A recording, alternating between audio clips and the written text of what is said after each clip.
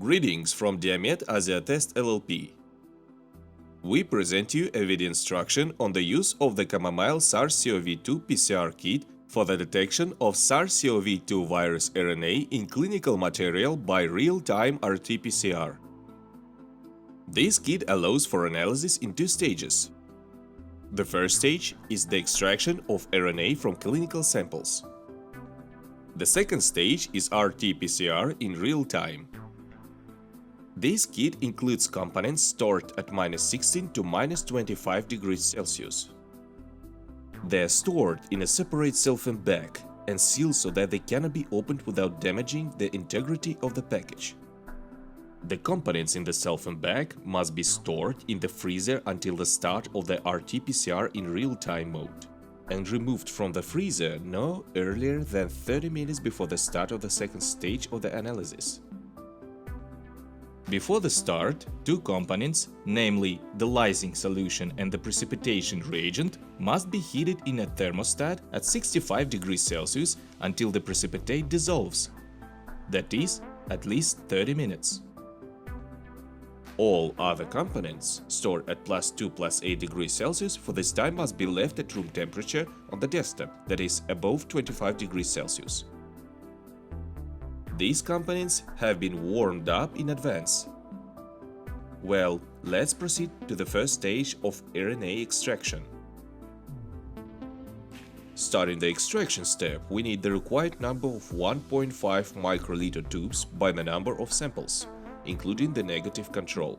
In this case, we use one sample and one negative extraction control. Accordingly, two test tubes.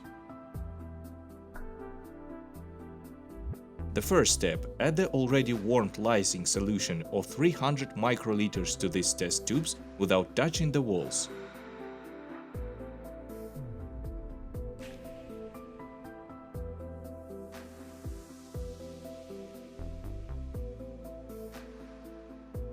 Second step, add 100 microliters of clinical samples and negative control.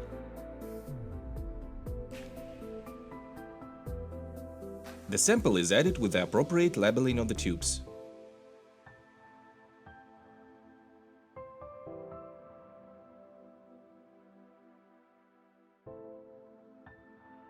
A negative extraction control is added to a tube labeled with a negative extraction control.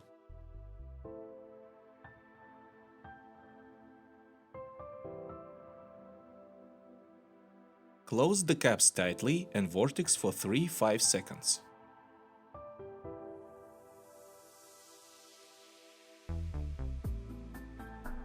We dispose mechanical drops from the walls and heat them in a thermal shaker for 15 minutes at 65 degrees and 750 rotations per minute. In case you have no such thermal shaker and you have only solid-state thermostat, we recommend to pull out the test tubes every 5 minutes and vortex them for 3–5 seconds.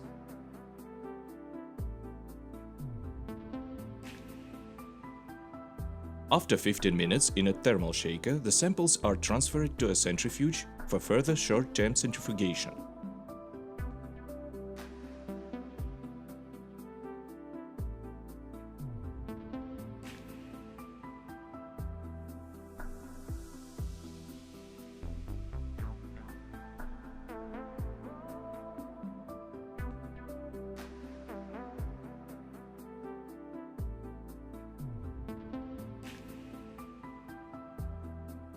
The next step, the samples are taken from the centrifuge and 500 microliters of already heated precipitation reagent is added.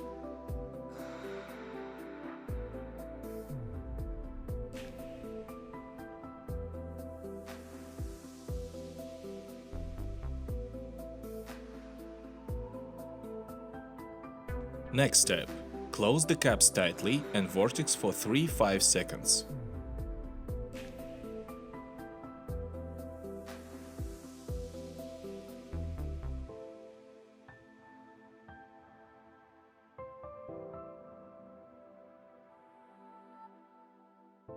Vortexing is over.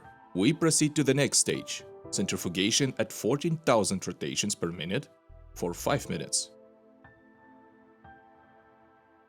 We set 14,000 rotations per minute,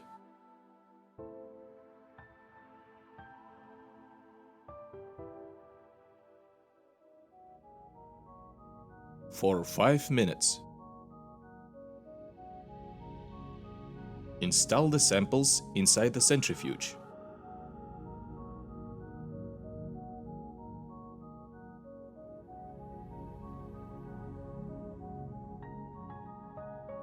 After 5 minutes, take out the samples from the centrifuge, set them on a rack and remove the supernatant. The supernatant can be removed using either a dozer or an aspirator with a trap flask. The liquid above the sediment must be selected so as not to capture accidentally the sediment. The most important thing here is not to touch the sediment. Provided that the sediment is not visible to the naked eye, we leave approximately 50 microliters of the supernatant at the bottom of the tube. In this case, the precipitate is not visible. 50 microliters was left. It's the same with the negative control.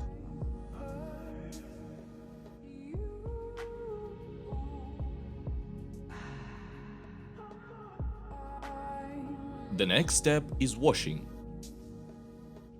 Add 500 microliters of the first washing solution to our test tubes without touching the walls, very carefully.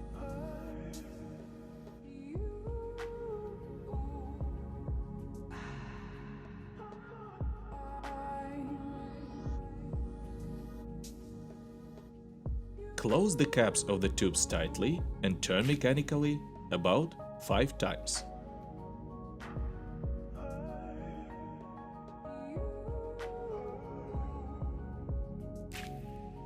Further, set the tubes in a centrifuge at 14,000 rotations per minute for 5 minutes.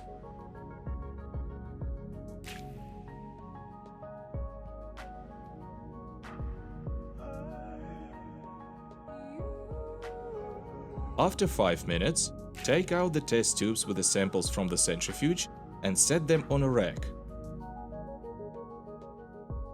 Remove the supernatant very carefully without touching the sediment.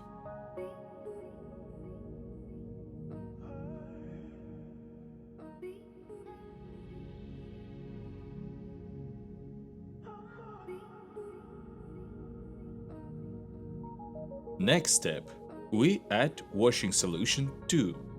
Open the test tubes and using a dozer, add 300 microliters of washing solution 2 very carefully, without touching the walls of the test tubes.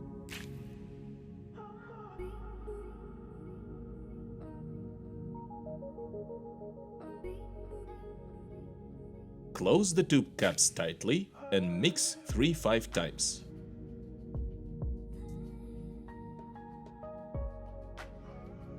Next, we set our tubes in a centrifuge for 5 minutes at 14,000 rotations per minute.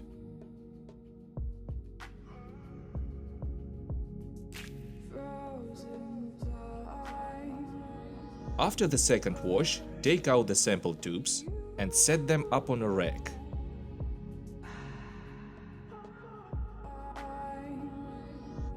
Remove the supernatant very carefully without touching the sediment.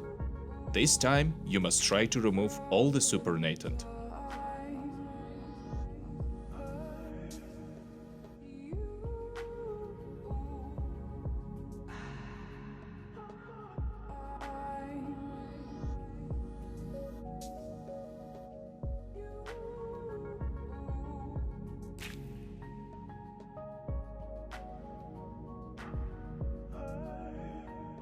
Next step is to dry our samples at 65 degrees for 5 minutes. Transfer the samples to a thermoshaker. Set them inside. Set the time 5 minutes and reset all rotations.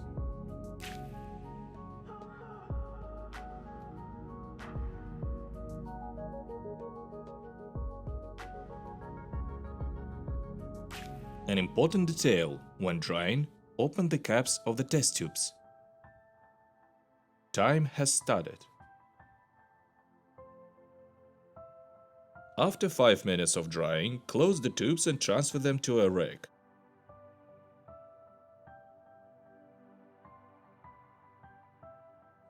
Gently open the caps, add 50 microliters of elution buffer.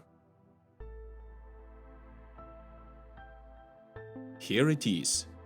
Add it very carefully, without touching the walls of the tubes.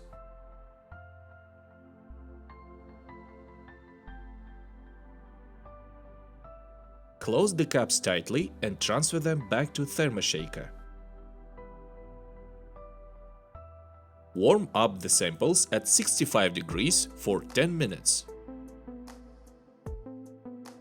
65 degrees, 10 minutes, without mixing.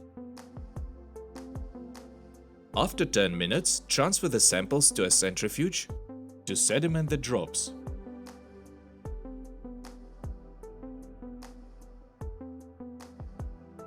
Set 1000 rotations per minute for 3-5 seconds. In this case, I set it short.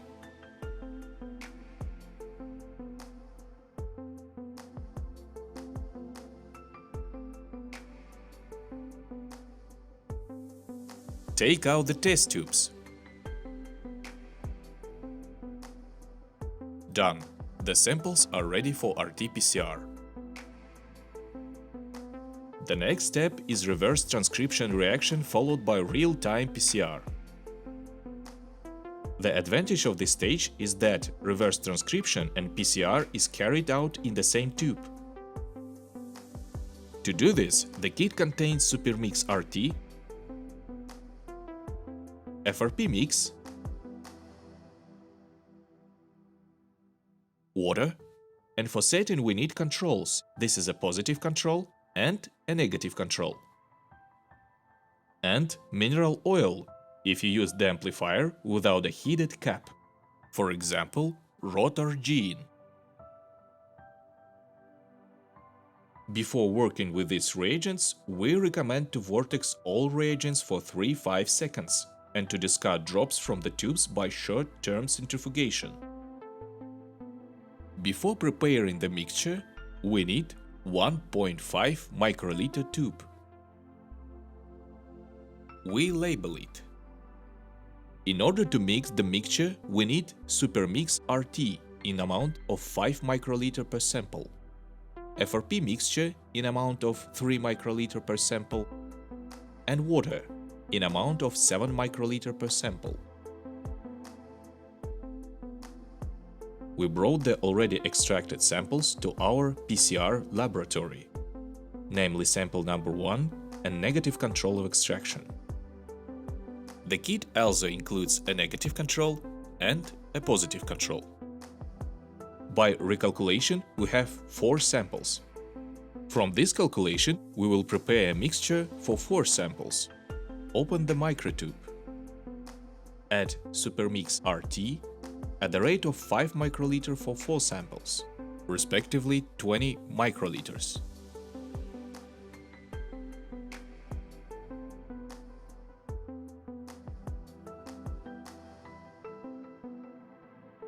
Then FRP mix. FRP mix from an amount of 3 microliters for 4 samples, total 12 microliters. Add very carefully to the wall of the tube.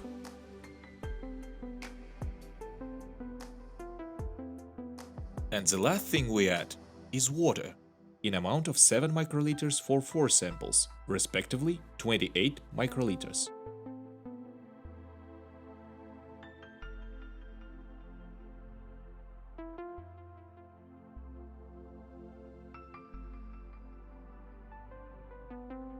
We close the mixture in the test tubes.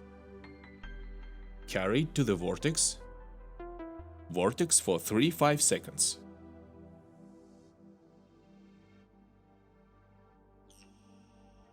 Then dispose the drops to the bottom of the test tube by short-term centrifugation. If you use one test tube, set the necessary counterweight.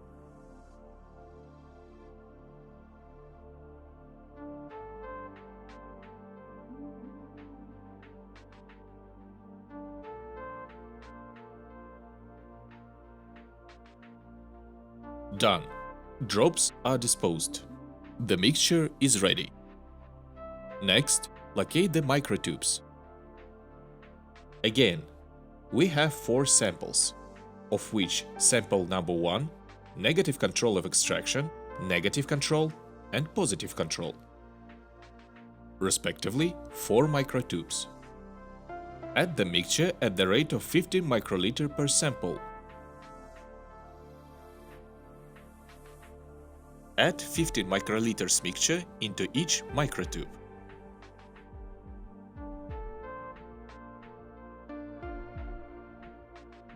Add it very carefully so as not to splatter drops.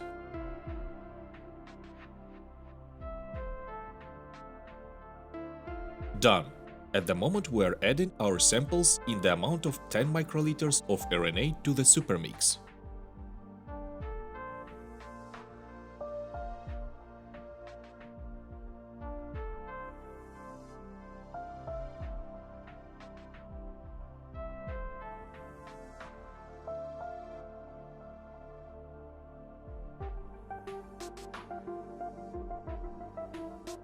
Add and close immediately to prevent contamination.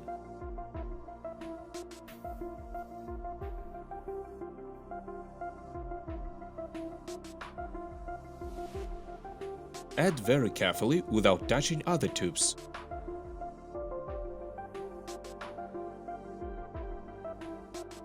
Negative control.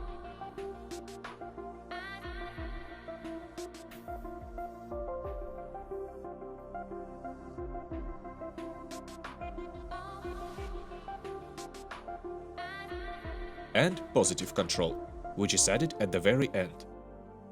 Again, I repeat, this is to prevent contamination.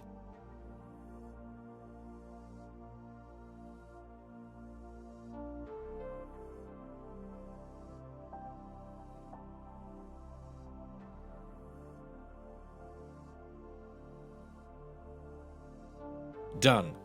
Label microtubes on the side.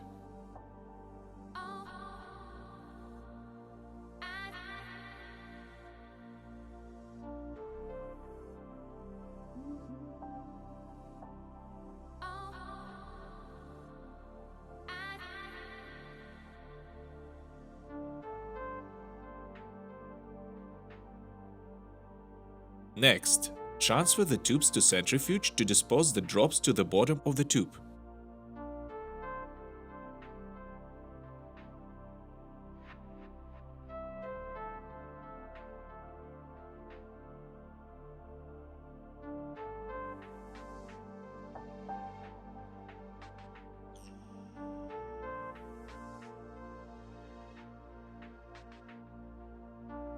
Put it on a rack very carefully.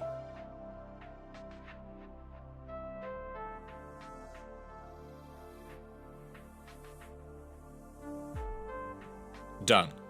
Our tubes are ready for RT-PCR step. At the RT-PCR stage, when using the Camomile Sars-CoV-2 kit, refer to the instructions, which describes in detail the PCR protocol and the analysis conditions. This Camomile Sars-CoV-2 PCR kit is designed to work on plate and rotary amplifiers, such as CFX96 manufactured by Biorad, Rotor GenQ from Quagen, and their analogs. I'll show you the RT-PCR step using CFX96 plate type amplifier manufactured by Biorad. Open the cap and place the microtubes very carefully.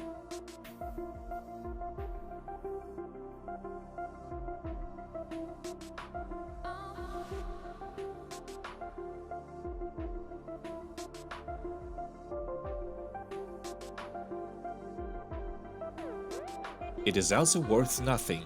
If an amplifier with a heated cap is used, then the mineral oil included in the kit is not added.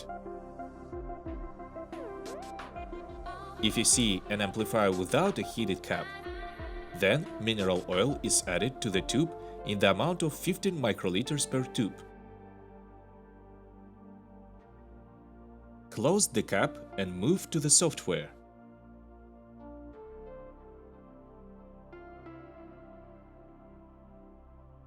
select the probe, create a new protocol. It looks like this. The first step at 52 degrees 30 minutes. Add a step of 95 degrees for 2 minutes.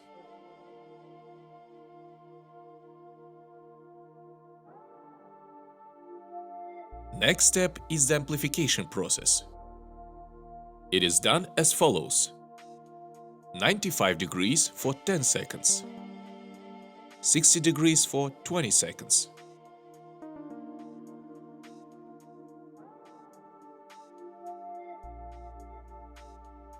And the set checkbox for the fluorescent signal pickup. And add one more step: elongation at 72 degrees for 10 seconds.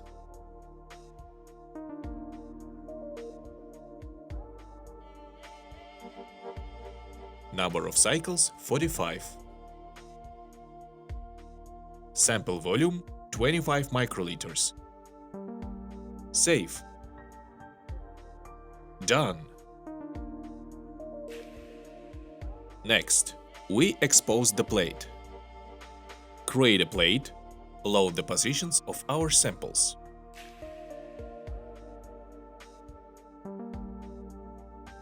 Load only FAM and hex.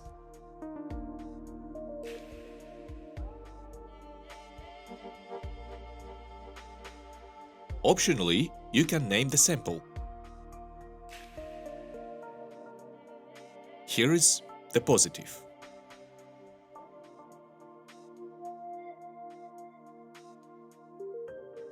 Here we have the negative extraction control.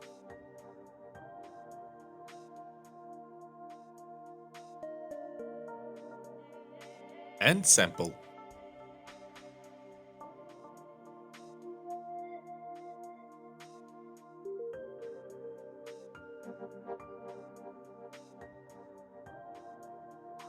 Good.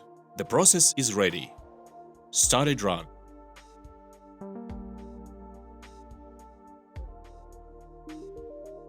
After 1 hour and 45 minutes, the run is ready. The first thing we check is the presence of internal controls in negative samples. Negative samples are a negative amplification control and a negative extraction control. The internal control is read by hex. In this run, signals were fixed at the level of 34-35. It indicates that PCR was not inhibited by anything and protocol was successful. The second thing we look at is specifics of these negative controls. Specificity is verified by the presence of the FAM fluorophore signal. Here you see that it is not. The next thing we look at is positive control. The positive control should show a signal according to the specificity of FAM, which were recorded at 31 cycles, and by internal control, which were recorded at 35 cycles. Further interpretation of the data should be done by following the instructions for the sets. Thank you for your attention.